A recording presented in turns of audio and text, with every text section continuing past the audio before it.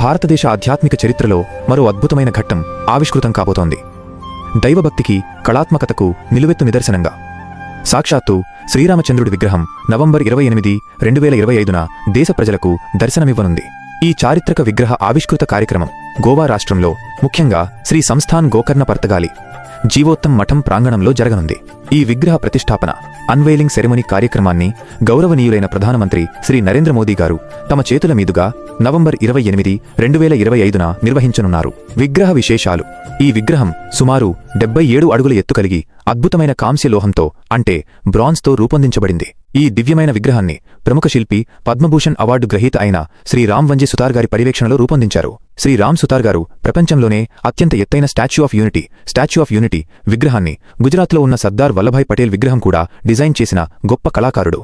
ఆయన అపారమైన అనుభవం, సూక్ష్మమైన శిల్పకళా నైపుణ్యం ఈ రాముని విగ్రహానికి మరింత ప్రత్యేకతను తీసుకొచ్చాయి.